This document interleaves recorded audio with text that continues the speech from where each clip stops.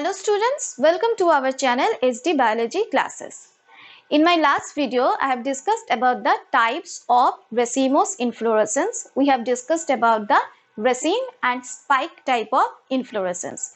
In this video, we are going to know about another two type of racemose inflorescence. So students, let's start it. Students, we have learnt about racemose inflorescence. What is racemose inflorescence? Where the floral axis or peduncle is elongated or the peduncle never terminates by a flower. This is the main feature of racemose inflorescence.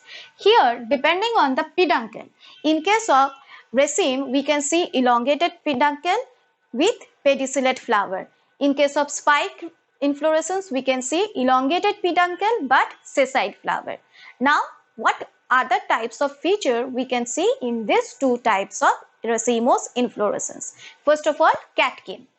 In case of catkin inflorescence, again the peduncle is long or elongated, but remember here the peduncle is thin, and as the peduncle is thin and long, it is also very weak, and as it is weak, it is formed in some downward direction or in hanging direction. So you can see instead of in this type of peduncle, we can see the peduncle is here hanging position, and the flowers are sessile. But in addition to this, we have to remember that in case of catkin inflorescence, flowers are unisexual.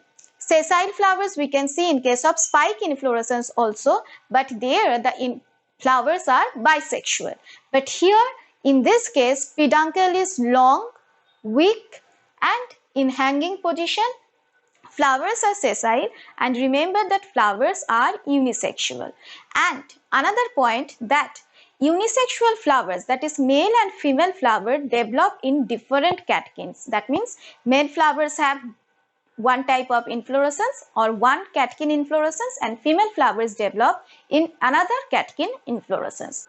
It is also called as amentum type of inflorescence, and the examples of this type of inflorescence is mulberry plant, oak plant, etc., where we can see this type of catkin inflorescence. Now next type of inflorescence is racemose type of inflorescence is spadics.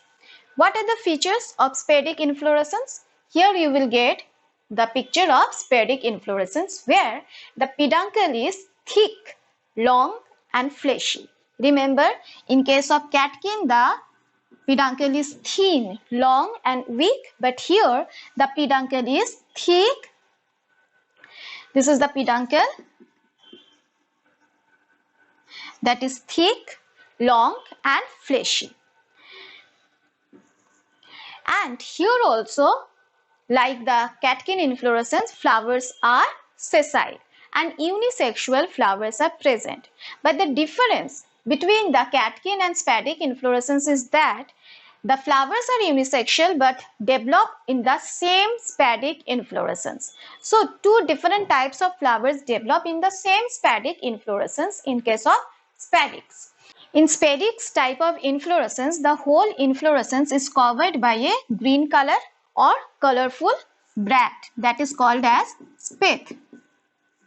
This is the long fleshy peduncle.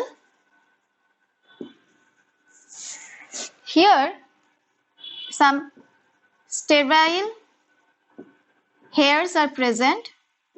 These are the neutral male flower, and these are the female flower.